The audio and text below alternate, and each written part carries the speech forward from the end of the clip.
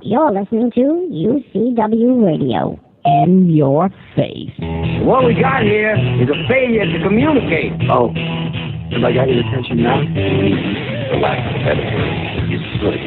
You know what I mean? Money to be made in a place like this. Money never sleeps, pal. You're crazy. Don't run when you lose. Don't whine that hurt. You know what it takes to sell real estate? It takes brass ball. I'm falling, and I can't get up. All right, welcome to Money Never Sleeps, the show that touches on anything and everything that impacts the flow to around the world. Our guests come to us from all over the world. They take the time out of their busy schedules to share their insight with us, whether they're on the road, on their yachts, on their planes in some cases, and we really appreciate all the input and the time that our guests put aside for our show. So let me just give a general thank you to all of our guests, both past and future. So I do thank you. Now, moving forward, I want to remind you to check out our digital magazine called, but what else? Money Never Sleeps. This is where we feature people, news, events, things that impact the flow of money globally. It's a free magazine, so you can go to ucwmagazine.com to check it out. Now, before we bring on our first guest, I want to touch on the off-market commercial real estate arena for a second. You know, private equity firms, REITs, individual high-net-worth investors, and even hedge funds, they're looking at many different ways to benefit from the opportunities in real estate globally. And I'm not talking about luxury residential. I'm talking about commercial properties. In the commercial arena, off-market deals are always preferred, as it allows these type of investors to do their due diligence, which can actually cost a few bucks. But they can do this knowing that they will be able to potentially work out a deal with the seller to acquire the property, as opposed to doing things in vain. When a commercial property is on market, you know, you have anyone and everyone coming out of the woodwork to kick the tires, and this is what creates clutter and stress for the end seller and their seller representatives, as well as the highly qualified buyers that may be interested in the property. You know, because then you create a lot of things that shouldn't be there. You know, from what I know, from my experience, you know, when you have a property that's on market, a commercial property that's on market and being publicly pushed out there, is because, you know, they're either trying to, you know, create a bidding war. They're trying to get, I mean, of course, they're trying to get the most money they can, but in most cases, the seller representative probably does not have the buyers in line or in their holster for these properties, so they're fishing around to try to get a buyer. So in the commercial arena, off-market properties are always more desired, as it really does allow for serious parties to come to the table, as they're not. I mean, look, these properties, when they're off-market, they're only presented to serious parties. I hope so, anyway. In our case, it is. Whether it's an office tower, or a small portfolio of 5 buildings, or a large one with 20 or 30 buildings, or 50 buildings, you know, note acquisition, or large industrial properties. You know, these are the type of things that the investors that I just mentioned, you know, they're looking for. And it's much better for them, easier for them to make things happen on an off-market basis, because they can evaluate things a lot better. And what we do is work with off-market commercial properties in New York, Miami, Dallas, Los Angeles, as well as the UK and Europe, with very specific situations coming from many other parts of the world, like, you know, and it can be anywhere. You know, we may have a certain commercial, off-market commercial property that may be available in a country that normally we would not, you know, promote that we're doing work there, but we may have someone on the ground there that has a specific off-market deal. So, you know, again, we work globally. And we also work with qualified end buyers and sellers of high-end luxury residences anywhere in the world. from 5 million pounds and up. And I said 5 million pounds, not dollars, 5 million pounds and up. And we have ultra exclusive properties in London right now that range anywhere from 30 million pounds upwards of 200 million pounds. And these are luxurious places. So any qualified buyers or agents with qualified buyers can definitely reach out to me to explore things a little deeper. Okay, so now with all that said, let's begin to bring on our guest to Money Never Sleeps.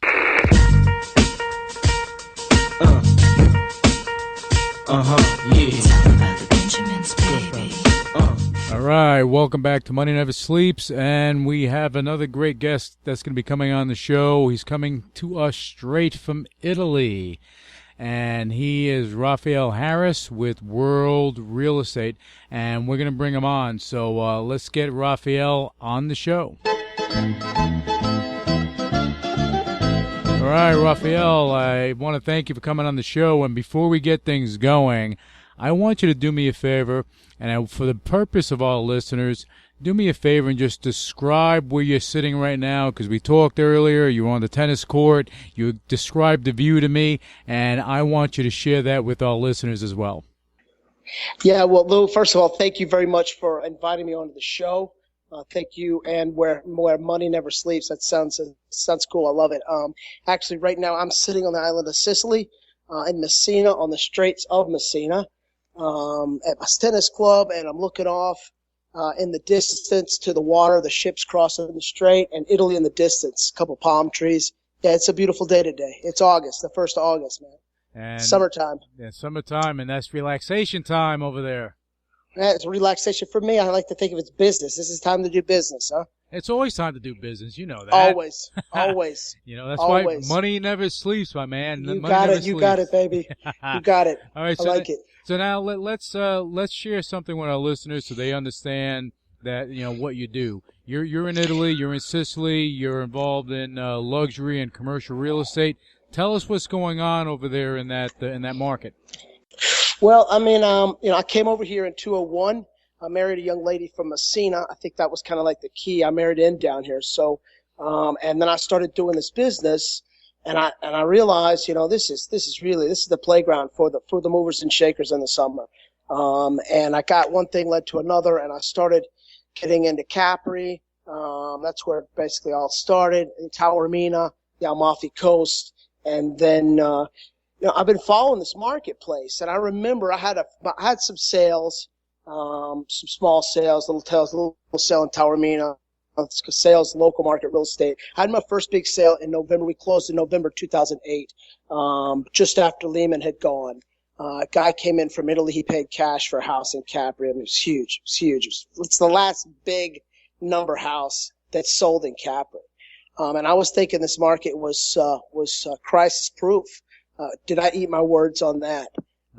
2009 was a rough year, and then 2010 came back, and it's been really very, very difficult. This market over here in Italy is just really, especially where I'm at. I think people are just the local Italy. Italy is just, I don't see it moving at all right now. It's really, really, really tight. Hey, let me ask you a question, Raphael. Now, for the most part, do you deal with off-market real estate situations? Well, I deal with off-market and on-market. You know, today, right now, Google is at $550 a share. So for me, word of mouth is number one, and Google is number two as far as advertising. And so I've got these properties on my website to generate power or Google juice for the website. Mm-hmm. I've taken the other people that had my properties, I've taken them off, and basically I'm kind of sitting here with this. But I've also got a lot of properties that I haven't put on the website, just for the specific reason that, you know, the market is what it is. Mm-hmm. To take an exclusive right to sell on these properties, I don't want that responsibility. Mm-hmm. And so I just kind of keep these properties off market. And when they come in, a special client comes in and has this type of money to spend on this type of property, present it to them. Okay, so I mean, for the on market, it's good for actually drawing attention to what you're doing, and of course, the off market is, those are those special situations that you bring to a select clientele. Exactly. I've got to have somebody who identifies themselves with a professional email that you can identify on Google, and you immediately understand that this guy or gal is qualified, serious. That's the key thing, Raphael, being qualified. You have so many people out there that jump into the game, and they don't know what they're doing. They're not qualifying people. They wind up spinning their wheels, and at the end of the day, you're wasting the time of the seller, and you're wasting the time of everyone else. been there, done that. I almost lost a client, a really high-end client of mine with a very special property. And he told me, Raphael, listen, the next time I bring a client to my house who you don't know who they are, we're done doing business. And so at that point in time, it's just plain and simple. Send me a professional email. I don't want to know. I don't want to call you. I don't want to disturb you. Like you found me the first time, you can find me the second time if you're interested. Right. Send me a professional email that identifies you and your qualifications to make this type of purchase, and then we get the ball rolling and lay it out on the table. This is what it is, and if you want it, let's go. Cash is king right now. It's a great market. It's a great opportunity right now in Italy at all levels. Because in Italy right now, you're not seeing the movement. But when the movement was happening, and even right now, where do you see the money flowing from? Do you see a lot of Because I know at some point a lot of Russians were coming in and investing their money, kind of using Italy and certain other countries as piggy banks and putting their money to work over there. I tell you, I was I went in on Saturday in a helicopter from Naples with a guy who came out of the East. Mm-hmm. We spent a few days in Capri, and we left on Tuesday in a helicopter. I've seen these high rollers coming in. They're not giving their money away. That's for sure. I think they're really, they're looking at high-end commercial, and they are looking at the luxury property market as well. But they are for sure not giving their money away to anybody. They're looking for value. They're looking for, really, they're looking for deals. They're looking for, deals. I've seen properties close at a third of the list price. Wow. That's a big difference. Sure, exactly. But they came in. The sellers were in the position where they realized, they didn't need money. They realized that, they were going to have to put money into the property.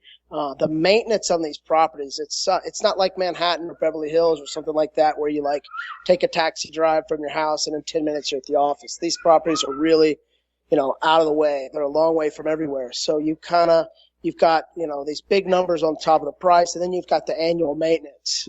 Mm-hmm. Really, I think it's really an eco-stratospheric type of clientele base. They're just really, super high-end, high net worth individuals with liquidity, not cash on paper, actual liquidity. And that's the key. And these are the type of clients that you deal with. Absolutely. Absolutely. Yeah, because at the end of the day, when you have a luxury property over there, especially in Europe, you don't want to diddle around with someone that has to actually get a bank loan to try to do something because there's no bank loans over there. I call them the mattress loans, maybe. There's no banking. There's no bank loaning over here. There's really none whatsoever. The banks are really frozen, and unless you have liquidity, then there's no possibility to do this type of business over here. It's just really, I had a client of mine. He's from Germany. He has a massive company. His grandfather started in the 1800s. Whatever, it's huge. He came to his house. He stayed here 10 days, 2 weeks. He left. He'll be back in 2015. That's it. Okay. I guess when people, when they see something they like or they see some value, they'll do it. Some people will wait. And just for our listeners, you hear that stuff in the background.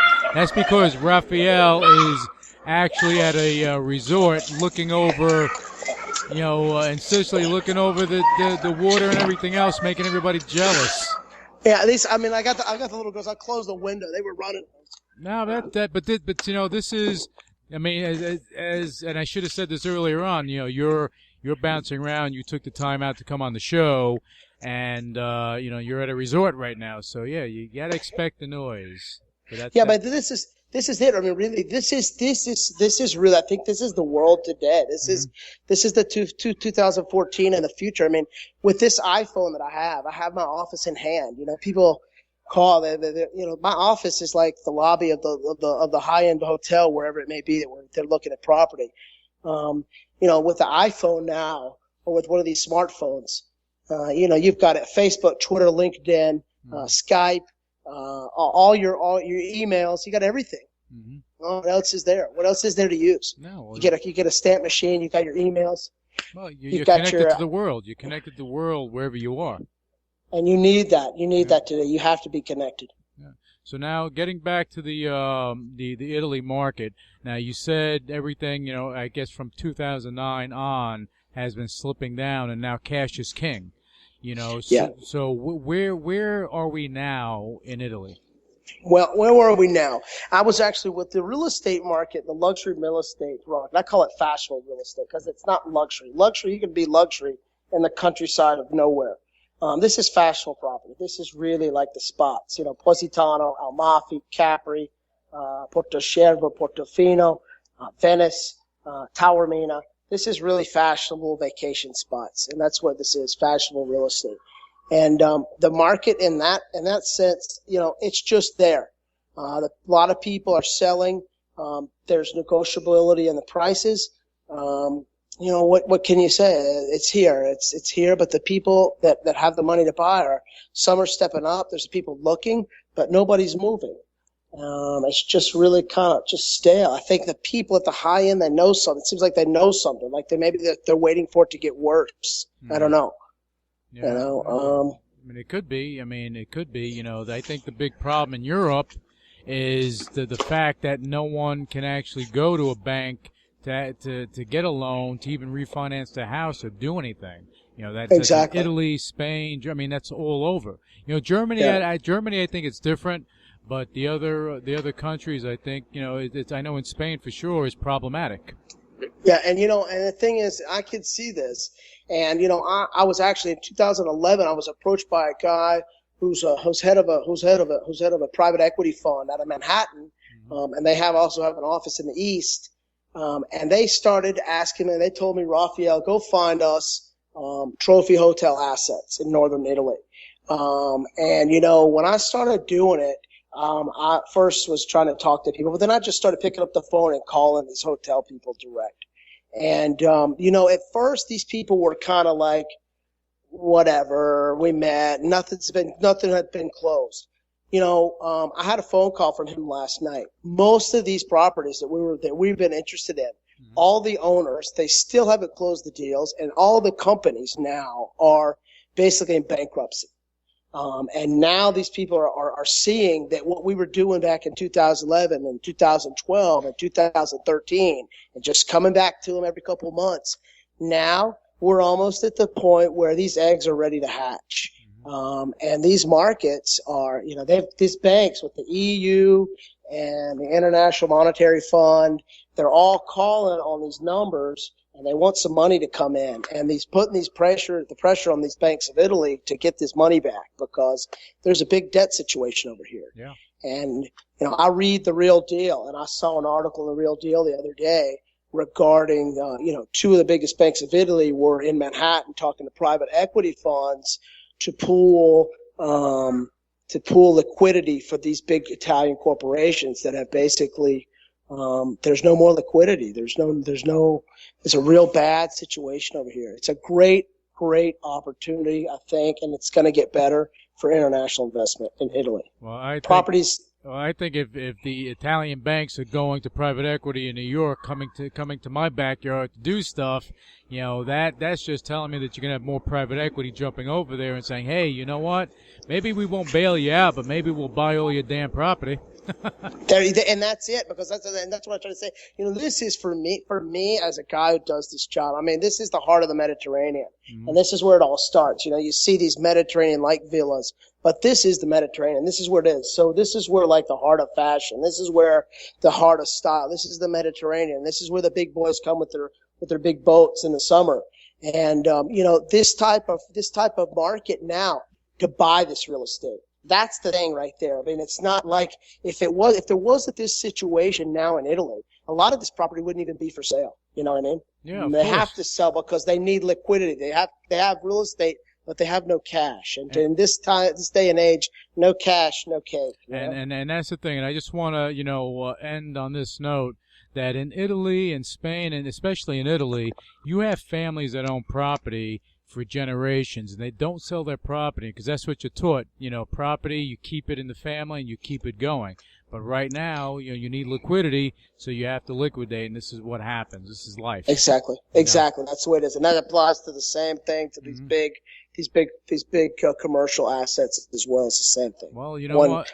The way I see it, Raphael, there's opportunity upon opportunity going on in Italy, and you're the man over there, and that's why we had you on the show. And what I want you to do, I want to bring you on again. We don't have a lot of time now, but I want to bring you on again to the show to touch on this because there's so much. We could be on here for an hour speaking about this, sure, and still not get to the heart of stuff. Yeah. But we're going to bring you on again because I think we need to touch on this because I think the coming months things are going to be different and things are going to. You're in flux right now and things are going to be changing. So, yeah, exactly. Yeah, but if you can do me a favor is let our listeners know, how to find out more about you and how, if they needed to connect with you, how they can do that and, give that information. Basically, it's really simple. It's all internet based. It's on the website www.worldrealestate.it for Italy. That's, it's real simple. IT for Italy, .it for Italy, and that's it. Everything's there. My mobile phone, my email, Facebook, Twitter, LinkedIn, YouTube. All right. It's all there. It's all self-explanatory. And if you want to get connected, I'm here. And people think, why is this guy doing? Well, I've been over here for this time. I'm on the ground. I know these people. I've built a trust. I've got a family in Sicily.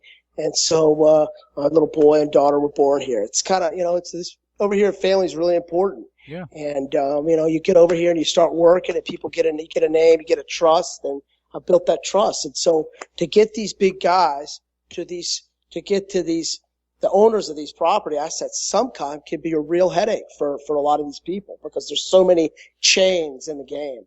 Mm-hmm. And that's what I specialize in, building the bridge and bringing people direct to each other, the seller with the buyer. That's what I do. But that is the only way to do business because daisy chains, all that nonsense, don't work, people. Don't get involved in that. And I mentioned that today, that too many people go and they think that they're dealing with an end buyer or seller. Meanwhile, they find out it's like some low man on a totem pole. Be careful out there. You have to be careful. No. I specialize in bringing my buyer clients directly to the seller clients. No middlemen involved. Beautiful.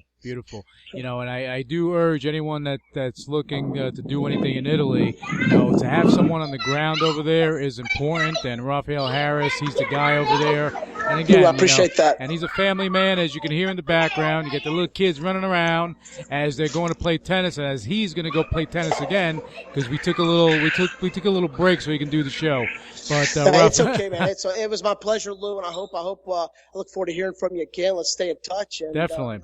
Definitely. We're going to bring you back on, Raphael, for sure. But thank you. Get back to your tennis. And for our listeners, stick with us. We're going to be right back with you after this short break. Money Never Sleeps. This is Chef Gavin Murphy with your 1-minute healthy cooking tip. A lot of people are more health conscious nowadays, especially when it comes to food. But did you know there are a lot of hidden calories in, of all things, salad dressing? They're chock full of added sugars. But don't fret, I've got you covered. Try this quick and delicious salad dressing recipe. Grab a small Tupperware container with a lid and add a 1/4 cup of balsamic vinegar, 2 tablespoons of whole grain or Dijon mustard, a teaspoon of organic honey, pinch of salt and pepper and 3/4 cup of olive oil. Pop the lid on and give it a good old shake. This is spot on for a beautiful summer salad and will keep in the fridge for weeks. For more healthy cooking tips and info, go to gavinmurphy.com.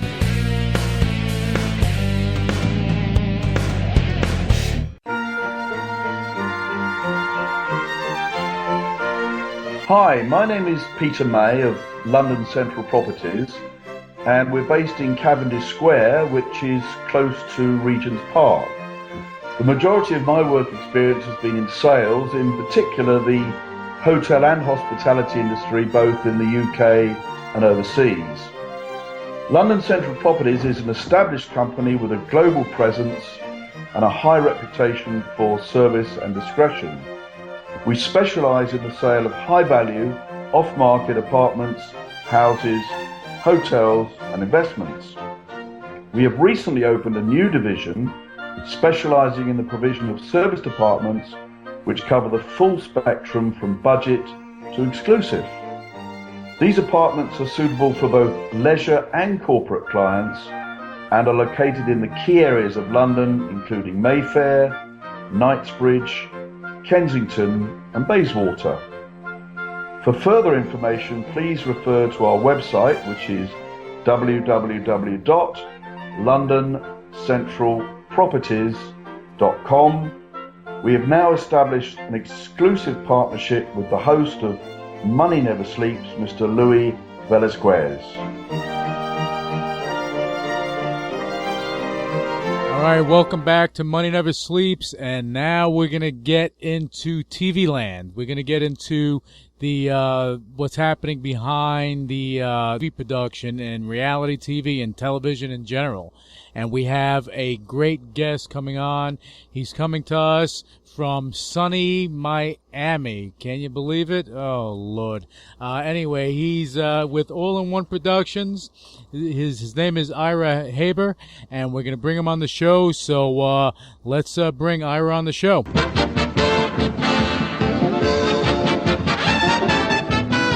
Yeah, Ira, how are you? I'm doing great. How are you? Pretty good, thank you, and thank you for taking time to come on the show. I know you have a million and one things going on because you have some star-studded projects that you've been working on.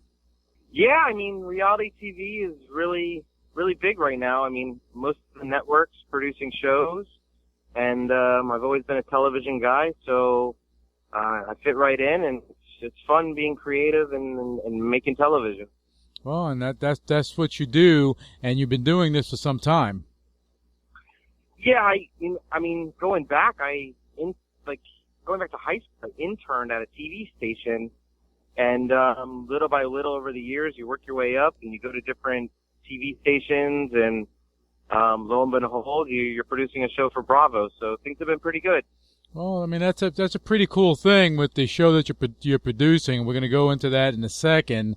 But I want to kind of get behind the scenes a little bit because a lot of people don't understand how the TV production arena works. It's not as easy as you think. It's not about you just can't go produce a show and all of a sudden it shows up on a network.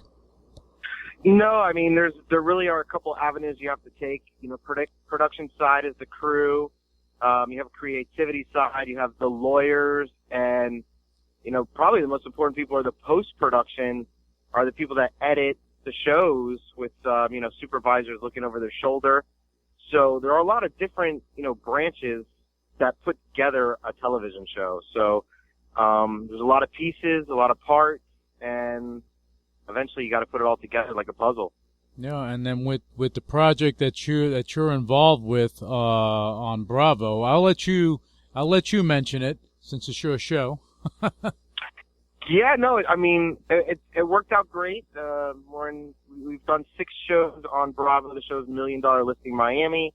Really good feedback and viewership last week that just aired, and you know the $1 Million Listing franchise with LA and New York, Miami, and San Francisco's coming to television near you soon. It was a lot of good times and times putting that show together. A lot of, when I say hard times in reality television, you're definitely going to face curveballs, and it really is how you handle the curveballs. It really is how you communicate with everybody. So you know the train stays on the tracks. Things don't fall apart. Yeah, and casting can't be easy for that either. No, casting, well, I mean, you have 100 realtors that want to be on the show. So they all, you know, it's amazing exposure for them. And they, it's to be on Bravo is, you know, a blessing. So you have 100 or so realtors send in their tape, and then they get narrowed down, and then they get narrowed down, and, you know, casting agencies work real hard to pitch the best people that they found. And lo and behold, you come down with 3. So it's tough. Big evaluation, that's for sure. Yeah, well, you're going through. I mean, of course, all these guys had to go and girl had to go through a big evaluation process, you know. But it's not like they're new kids on the block. They've been around, you know. Like Chad Carroll's been around doing high end luxury for a bit. I see that. I see that, but you still have to have that personality. You still have to have charisma. You still have to be good on television. Like, there could be people. And I'm not going to mention any names, but there's people that sent in their tapes that are big timers too, but they just don't have that it factor or, you know, are good for TV. You know, you're also looking for a certain age group too for a show like $1 Million Listing. If you've looked at all the different franchises, you know, they're kind of younger, pretty people, if you know what I mean. Right, yeah. And that's I was going to get to that point that, you know, with someone like Chad Carroll, he's been around and he's done a lot of high-end things, but it's that personality. Is that something else? That's something else that draws people to want to watch the show. And that is the hard thing to grab because it's hard to do from a videotape. Yeah, and I mean, and it is a hard thing to do for them too because they're not used to cameras. Like, they're not actors. These are real people, and like, especially the show that I'm specifically working on, these are real people, so they're not used to having cameras. And then, you know, you sit down in these interview sessions where you see them sitting down and all dressed up. Like, that's 3, 4, 5 hours at a time, and that's not easy to keep up good energy for that amount of time. So, you know, there's a lot of, you know, different variables to find that right person to be on television for any of these shows, whether it's, you know, a Real Housewives show or even Real World for MTV. Like, you know, they get thousands and thousands of tapes, and they have to narrow it down to who they feel would be perfect for the situation, perfect for the show. And, you know, it's a lot of evaluation going down, and then they finally find their crew. Yeah, and that's an important thing too, because as you said earlier, you can have someone that has the experience, that has the success, that has everything in whatever they're doing, but if you're not going to be appealing to a mass audience, then you're not for the show, and that's the reality of that. No pun intended. That's the reality of it. Of course, you're 100% right, and you being a viewer, you know what you want to see. You want to see some action, some drama, some of this, some of that, and if you're not getting it, you know, that's a failure for the show. And like, going back to the casting, so they send in all their tapes, and then you know, the production company will talk with them, or even come down to Miami and shoot a sizzle reel with you know, some time with Chad or some time with Sam. I'm just using them because they made the show and they were part of that process. Like, you know, the production company still shot with them before it even aired on Bravo, just to get more of, okay, we've seen their tape, we've seen their picture, let's go down there and meet with them and see them in person and see how they are on camera. And, you know, you're looking at a real small crew that will just go down there and just shoot something with them. Yeah, I mean, and that happens all over the country. Yeah, and that gives them a very good idea of what could work for the show. Yeah, of course. I mean, like Duck Dynasty, which is so huge. I mean, they shot their own stuff, so they had tons of tapes. So then when, you know, you see them and you're like, okay, they're great on camera, and, you know, years later, they're still keeping up their success. Yeah, well, because they're used to it. It's second nature to them at this point, you know. And Ira, you know, the thing that I think a lot of people don't understand is that when they see, well, with commercials and everything, let's call it a 45, 47-minute episode of $1 Million Listings Miami. Okay, now how many hours of filming go into just producing that 45-minute segment or 47 minutes? Oh man, it's ridiculous. Okay, so most of the time we worked 5 days a week. There was a couple of times near the end when we worked 6 or 7, just because we were getting so much in with the real estate agents. But we film like 10 to 12 hours a day. Wow. With them. I mean, there's like a little travel, but we spend basically a full day with them. Whether it's Chris for the first 6 hours of the day and then Chad for the next 6 hours, or, you know, mix in Sam.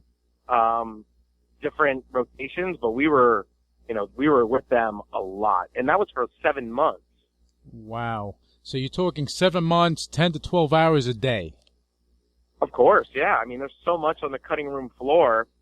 There's so much stuff that that they can't use. We don't have time for it, but there's so much stuff that we've shot and that makes air and that doesn't make air. 7 months, week off for New Year's, week off for Thanksgiving. But other than that, we were with them. We were all family. Yeah, well, I mean, that's what I wanted to get at, because people see the end result. They don't see the work that goes into it. And when you have a high-quality reality show like what you have, you're bringing something more to the table, but you have to get the best of the best. So if you're filming 10, 12 hours a day, 5 to 7 days a week for 7 months, and you're taking the 2-week vacation, 2-week vacation really means nothing with all that filming, because now you filmed. Now you have to go through all that film. Let me tell you, there's days where I forgot it was a Monday or a Tuesday. The days were tough. There's no doubt about it, man. It's fun, but it's stressful and it's a lot of work.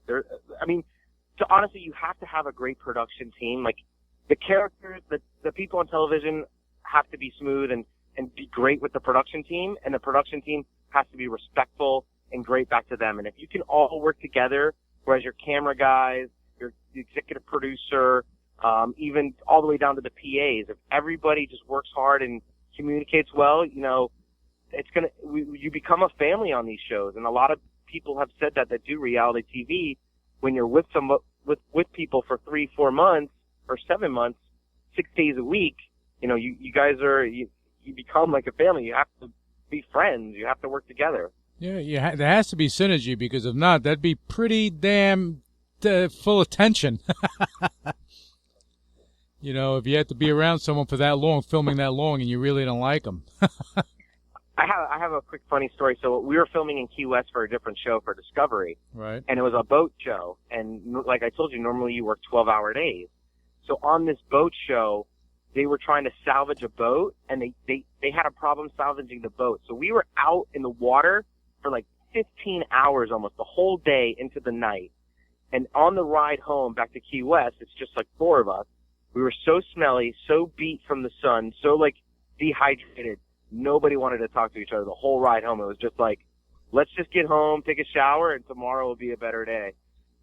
So it's just, they become a long days sometimes. Yeah, but it takes a special type of group, a team, to come together to endure that. Yeah, I mean, that's what you really feel proud at the end. At the end of every show, there's normally a wrap party. Mm-hmm. People that watch TV probably don't know that, but the crew, when the last filming is done, the crew will go and we'll sit down, have a nice meal, and have some drinks and chat about the good times, and we call it a wrap party. It happens for all shows. Yeah, it happens for all shows. It happens when you're done filming a movie. It happens with everything, because that's when you get to bitch about everything that transpired. Yeah, a lot of closed door stories, that's for sure. Yeah, and they remain closed door stories. You won't read about it or hear it on TMZ, that's for sure. No. TMZ is not our. We're not fond of TMZ. Yeah, they're not invited to this deal. So now, you finish filming your first season. You have, I think you have one more episode on coming out. Should be 2. You have 2 more episodes. Yeah. Okay, 2 more Wednesday episodes. Now, when do you go into your next season? Well, that's the thing. We have to. I think it's going to be a few weeks before we hear back what Bravo wants to do. Mm-hmm. Going back to this season, we started filming in October, so it would have to be somewhere maybe the first couple of weeks of September if a second season gets greenlit and moving forward with production. So we just kind of have to wait till the last 2 episodes, and then we'll hear back from Bravo if they want to see more. And that's the thing, and it's really interesting, because even though you have a show on Bravo and any network, when you go through the first phase, you're going probably 4 or 6 episodes, something like that. Usually 6 episodes. They do it on Discovery, they do it on Bravo, they do it on other networks to gauge the how receptive the audience is to it. And then after that, if it works out, then they kind of tag you for the next season or two, right? Yeah, we hope so. But that's we all have our fingers crossed and hope everything works out. No, well, you never know. You have to wait. Yeah, you never know. You never know, but I think you're going to be okay. But it's not like this is your own show anyway. You're working on other shows as well. Yeah, it's called Psychic Matchmaker. It's filmed out of basically Boca, and this is for TLC. And it's a lot of fun working with Debbie Graham. She's a great matchmaker, and she's got psychic powers, which are that blows me away every time. And she's just a pleasure to work with. So you have to keep moving. You move to the next show. You learn something from each show, and you just keep it moving. Oh, and then the thing is, when you're creating these shows, and for anyone that's listening, when you're in with the network, you want to keep bringing material to the table. You don't want to stop, because once you stop, then they forget about you. They could easily forget about you. In this biz, that's really one of the hardest things, is just to get in with the networks, to know the right people, to become friends with them, and you definitely want to cherish those relationships. You don't want to burn bridges, and you want to bring ideas to the table. That's for sure. Yeah, and then by you bringing the ideas, just keeping you relevant in their eyes. Yeah. Correct. Yeah, and then that's the thing, because you have, and we had David Lyons on the show, and we were talking about TV production a few weeks back, because he does stuff with AMC and everything else, and basically, you have a lot of production companies out there, but and you can have 1,000 production companies, but you may only have 2 that have an in with the network. Yeah, it's a big card if you're holding it, that's for sure. Yeah, well, you're holding it. All in One Productions is holding that card. You guys are there. You're like Kenny Rogers. You got all the cards there. I used to love Kenny Rogers chicken. You remember that? Did you ever have any? Yeah, I had that stuff. And actually, it's funny. I was watching your show, all right, your $1 Million Listings Miami, and a commercial came on with him, and he was, I guess, promoting something, I don't know, one of those little commercials, and he was just singing his song. You got to know when to fold him. Oh, yeah, know when to hold him, know when to fold him. Yeah. Yeah, I know what you're talking about. That's funny. No, but commercials are great. You got to be creative, and you got to have that lasting memory nowadays of people's attention span. So it's fun doing the commercial stuff too, man. Those are good times. Yeah. And again, there's something special out there too, But for sure, what you're doing with All in One Productions, Ira, you're creating these shows. But at the end of the day, what's happening between the casting and everything else, what's happening is that you're making stars. You're making someone that was really not out there. You're making them stars when it's all said and done. Oh yeah, look at the pawn shop one on I don't know what network it is, but the one out in Vegas. Those guys are huge thanks to reality TV. Oh yeah. We met Duck Dynasty. Even $1 Million Listing New York. Frederick is king of New York basically. So, the right show, the right exposure, you become a big star. That's for sure. Yeah, the right show, right exposure, and you having the right personality for the show, or for that you just kind of connect with people, and then you can have something successful, because at the end of the day, you can have, and we talked about it earlier, you can have everything and all your duckies lined up and have the worst personality that really no one wants to really see you because you're annoying. And it can kill whatever movement you're looking to make. Yep. And then that happens. This is what you do. So, Ira, I want to thank you for coming on the show and giving us some insight to what's happening behind the scenes. Of course, we're going to bring you back on as your other shows develop, because we want to speak about them, and we want to try to get some of these cast members on the show to speak about their experiences and what they do, because I think that listeners would like to hear that. But what I want you to do, if you can just, give any relevant information, your website, social media, so people can learn more about All in One Productions and what you're doing. Because I think, personally, what you're doing is amazing. That's why we connected. I love what you're doing. Great. I really appreciate the shout out. Yeah, the website is All-in-One Productions with the number 1. That's how we stand apart from everybody else. ALLIN, the number 1 productions.com. Follow me on Twitter. It's All-in-One Pro. We're down here in Miami. We'd love to produce your projects, whether it's a commercial or a video, or if you have your own reality TV idea, you can definitely hit me up on Twitter, and we will be in contact with you. And I'd love to hear about your ideas and see if any of your listeners want to work together. Oh, that's fantastic. And I do have to say that any listeners out there that may have a reality show idea or may want to work with a production company, and I can't stress this enough, you have 1,000, 10,000 production companies, especially in LA and Miami. You have them all over the place. Pick a production company like All-in-One Productions that have relationships with the networks. You have no clue how important that is, because you could produce a reality show and the only person that's going to see it is your mama, and what's the value in that? No. You definitely want to. You know, a lot of people, have great ideas, and trust me, I meet with a lot of people. The question, and everybody does have good ideas, so get those ideas out there. And it's all about taking that next step to see if you can get your idea on air. So beautiful. I really do appreciate the time, and thank you. No, thank you, Ira. And I want our listeners to stick with us and make sure to check out All-in-One with the number 1 productions.com and find out what they're doing, find out what Ira Haber's doing. And they're doing some fantastic things. But I want you to stick with us. We're going to be back with you on Money Never Sleeps. Hi, my name is Peter May of London Central Properties, and we're based in Cavendish Square, which is close to Regent's Park. The majority of my work experience has been in sales, in particular the hotel and hospitality industry, both in the UK and overseas. London Central Properties is an established company with a global presence and a high reputation for service and discretion. We specialise in the sale of high-value, off-market apartments, houses, hotels and investments.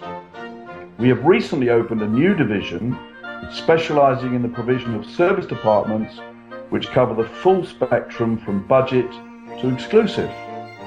These apartments are suitable for both leisure and corporate clients and are located in the key areas of London, including Mayfair, Knightsbridge, Kensington and Bayswater.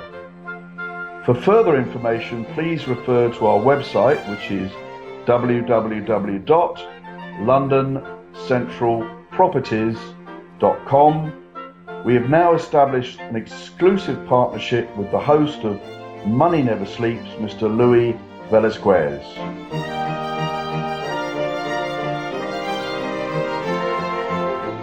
Hi everyone, John and Pete Nigerian here at the NASDAQ with some news you do not want to miss. As option floor traders, CNBC contributors, and co-founders of OptionMonster.com, people always want to know our secrets for trading the options. So we wrote an entire book on it. And today, to celebrate the book launch, we're giving away a limited number of these books for free. All you have to do is cover shipping and handling.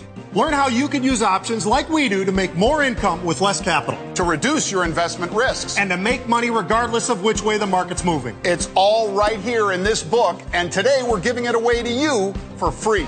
Equity options today are hailed as one of the most successful financial products to be introduced in modern times. You have to learn to profit from them. This one book could dramatically increase your investment returns. And today, it's free. So pick up that phone and call now. Call 1-800-961-1923 for your free book. That's 1-800-961-1923. Call now. All right, welcome back to Money Never Sleeps, and we're here with Vanessa Warwick. She's coming to us straight from the United Kingdom. So let's bring Vanessa on the show.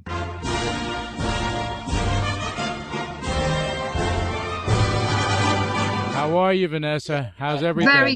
Very good, thank you, and thank you for inviting me onto your show. Well, thank you for coming on. I know you and your hubby are going out for holiday, so we caught you right before you left, which is good. Yeah.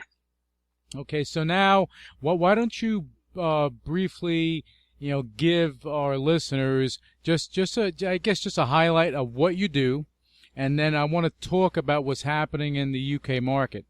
the real estate market. Absolutely. Well, my husband and I are both from previously from the TV industry.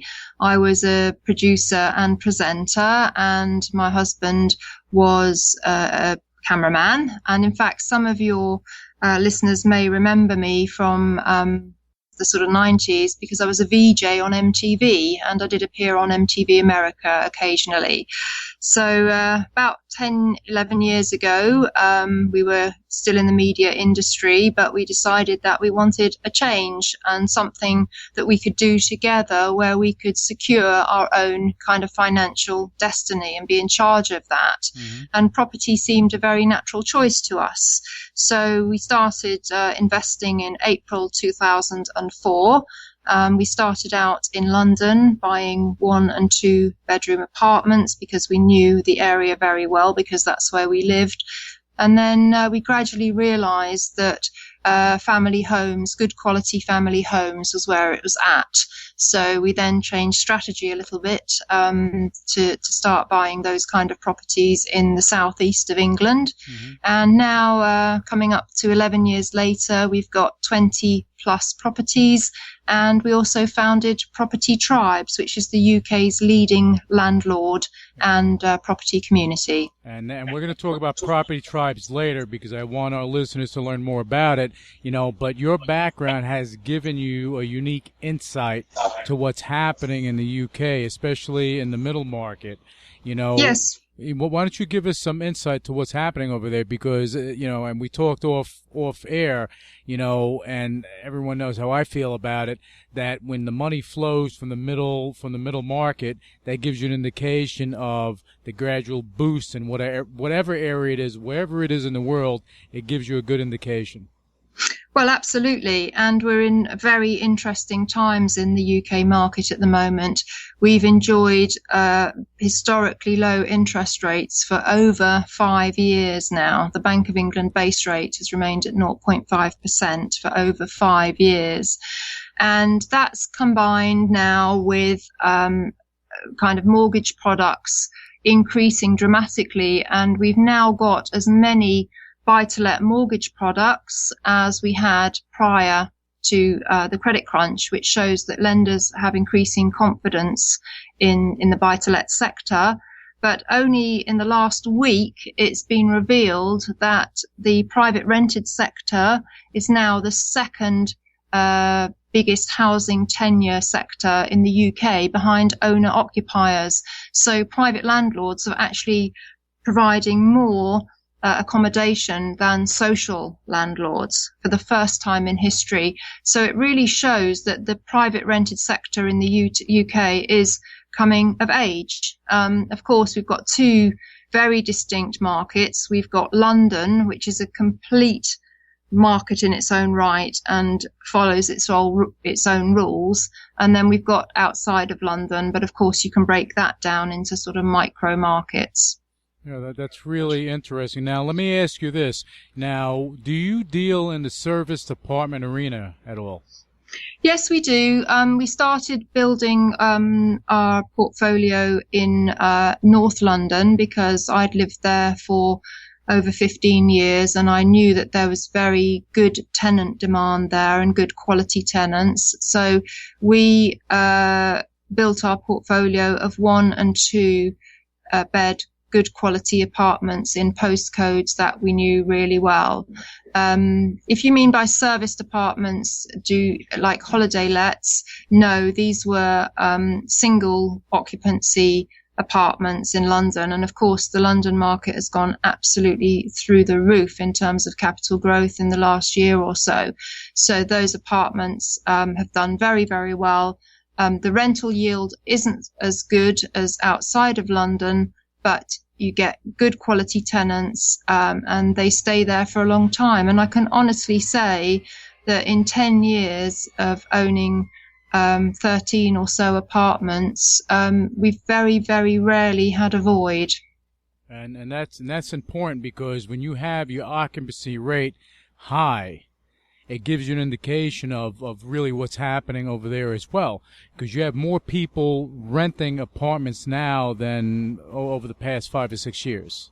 Well, actually, more than ever before. As I mentioned, now private rented sector accommodation is the second housing tenure behind owner-occupiers, and it's overtaken social housing, which is housing provided by local councils as a tenure. So the demand is really dramatically increasing, but we've got the added interest that in May next year, new pension rules come into play, and people will be able to invest their pension money in buy-to-let property. And it shows what a hot topic or hot potato this whole issue at the property market is, because it is going to be a top 2 political issue at the general election in May next year. And that shows what a massive issue housing and property is in this country, and that there is a housing crisis developing because there's too many people and not enough houses. And that's really interesting, because if they're going to allow people with pensions to actually go and take out of their pensions without a tax consequence to invest in their first home, that's a game changer. Well, yes, because it means that there'll be more and more people looking to invest in investment property, not buying their own home, but in investment property. Mm-hmm. And that again will actually force the market in some way, that a lot more people are entering into it. It will push capital values. If there's a flood of too many people in one area, it could have a negative impact on rents. Mm-hmm. But the fact is, Lou, that we live in a very small island where a lot of people want to live, and nobody is making any more land. And that is why the UK will always be seen as a very safe haven for investment in property. And with London in particular, London has one thing that the rest of the world doesn't really have, and will never change. And that is, London has Greenwich Mean Time, GMT, which means that it's open when the East and the West markets are trading. So it's a central financial hub. And that, again, from your listeners' point of view, is why London is such an attractive market and is currently attracting so much overseas investment into London property. And that you just tapped into my next question, because I know, in London you have a lot of foreign money coming in from the Middle East, from Russia, from Asia. Yeah. And do you see a lot of that in the areas that you're investing in yourself? Well, we invest in certain postcodes in North London, and there is a large prestige development within 200 yards of one of our properties. And I went in there, and the developer told me that they'd opened a sales office in Beijing, and they'd sold most of the units off plan in Beijing before they even got to open a sales suite in London. So yes, I am seeing it, and I think the London market is a good market, but you have to be very careful that you don't pay over the odds. It would be very easy to get stung if you didn't understand what you were buying and where you were buying. You could potentially pay over the odds, and that would put you at risk if there was a correction. And if anyone knows about those dynamics, is you and your hubby. Well, we've been involved for sort of 10 years, and we've always our whole investment philosophy has been to find the demand before we created the supply. And unfortunately, what a lot of novice investors do is they get seduced by what they see as a deal, and they buy it without understanding who's going to actually rent it from them, because it can never be a deal if nobody ever wants to rent it. So London, in terms of demand, is very high. But again, it's almost has to be broken down street by street, because it can vary, by 100 yards. And this is where local knowledge is so important. And anybody thinking of investing in London should definitely come over to London and spend a lot of a lot of time walking the streets, talking to estate agents, talking to lettings agents, and make sure that they fully understand what they're getting into. There's a very high proportion of tenants on housing benefit outside of prime areas, and they're much more high maintenance tenants to deal with. So anybody thinking in investing in London from afar, my advice would be to buy a good quality apartment in a good area that's going to attract a young professional tenant. And this is what you do with property tribes, right? Well, what we do with property tribes is we create a space where landlords can come and share their knowledge and experience, or get their questions answered or their problems solved. And it's really like a hive mind of property knowledge that anybody can tap into, and it's really only become possible in probably the last 5 or 6 years because of the web and the user interfaces that people can now access information through. So we've really created property tribes to be a place where landlords can get good independent property information, where they can share stuff, where they can learn and grow and network. And that's what myself and Nick as individuals wanted to do, because we recognized Kevin Kelly's famous saying, which is, none of us is as smart as all of us. Mm-hmm. So if you can tap into a kind of hive mind of knowledge, experience, contacts, networks, then it's going to help you on your journey, help you stay safe, help you move more quickly, and ultimately help you achieve your goals. So that really is what Property Tribes aims to do. And it's a good educational vehicle or tool for someone that may be looking to invest in London. Even if they are in London, or they are in the UK, and they're looking to invest and get involved with rentals and things of that nature, it's a good tool for them to learn. Well, that's exactly what it's for. We designed it to be the fastest interface between a landlord or property investor and the information they needed to move forwards. So anybody thinking of starting out in property, whether you're in the States or anywhere in the world, my advice would be to invest time in learning first. And there's so much information out there. Just go and get lots of different inputs. Ask questions on forums like Property Tribes, do your research, because if you front load your investment career with due diligence and learning, then you're far less likely to make mistakes and fall down the pitfalls. And mistakes in property can be very, very expensive.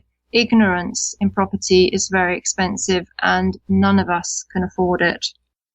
Not at all, and I'm glad that you have Property Tribes, because with all the consolidation, and I have to say consolidation because that's what it's been in the UK and the United States with internet-based real estate, marketing hubs, where you had a lot of individual ones. Now they're all coming together, so it's hard to get the information that you actually need to make informed decisions, especially as an investor, from an investor's standpoint.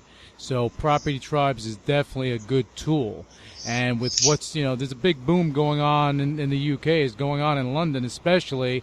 And I guess anyone that's going to, invest in that area, they should be well informed. They should do their due diligence, and they should get the information. Now, if you can do me a big favor, Vanessa, is give the website information for Property Tribes and any social media information that you have.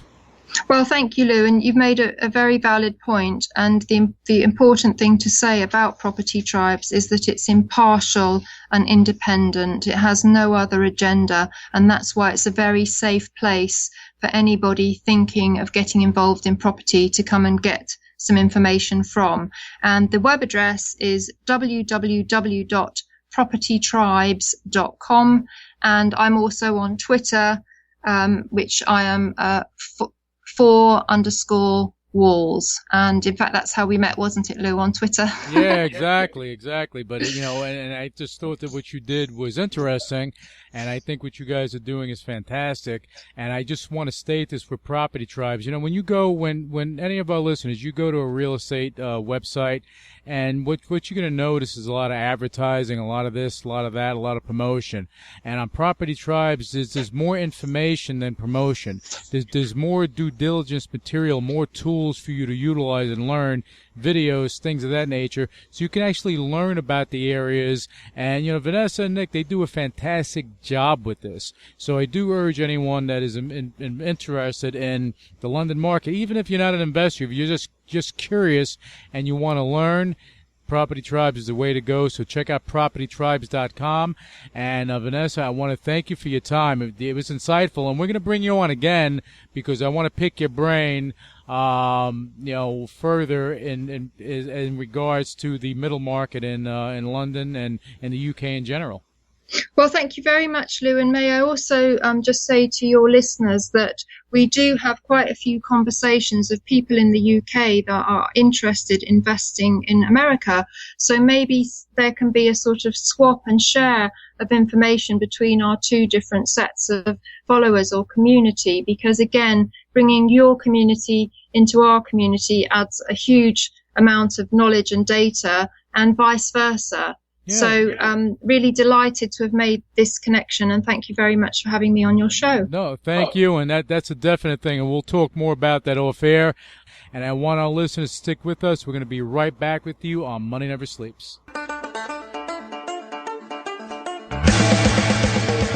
This is Chef Gavin Murphy with your 1-minute healthy cooking tip. For all my fellow fitness freaks out there, eating lean, high-protein meats like chicken, turkey, or even pork loin is part of our everyday diet. I get asked all the time, how do I make chicken breast juicy and not dry and overcooked? This is how. Season the breast with salt and pepper and sear in a drizzle of olive oil in a hot pan until golden on both sides. Preheat your oven to 400 degrees and place the breasts on a foiled oven tray. Pour 1 cup of chicken broth on the tray and pop it in the oven for 6 to 7 minutes. What's going to happen is the broth will create steam in the oven while the chicken is cooking and add moisture to the meat. And that's my secret. Also, very important, guys, once you take the chicken out of the oven, let it rest for 3 to 4 minutes, and this will also keep all the juices in the breast. For more tips and information on me, go to my site, gavinmurphy.com.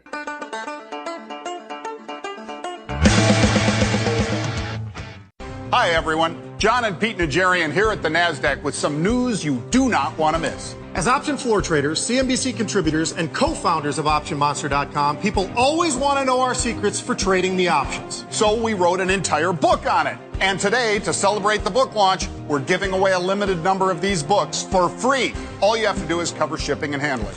Learn how you can use options like we do to make more income with less capital. To reduce your investment risks. And to make money regardless of which way the market's moving. It's all right here in this book, and today we're giving it away to you for free. Equity options today are hailed as one of the most successful financial products to be introduced in modern times. You have to learn to profit from them. This one book could dramatically increase your investment returns. And today, it's free. So pick up that phone and call now. Call 1-800-961-1923 for your free book. That's 1-800-961-1923. Call now.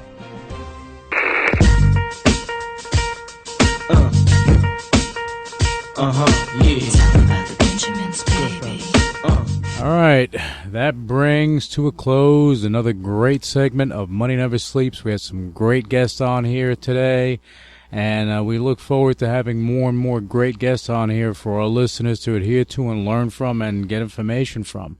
And it's going to be an interesting ride. We had Ira Haber, we had Raphael Harris, and we have Vanessa Warwick on here, and we're going to have more guests coming on next week. So until then, I hope everyone has a profitable week, and we will be back with you next Monday. Thank you. Initiating shutdown sequence. You're listening to UCW Radio in your face. What is your major malfunction? So let it be written. So let it be done. Ladies and gentlemen, my mother thanks you, my father thanks you, my sister thanks you, and I thank you.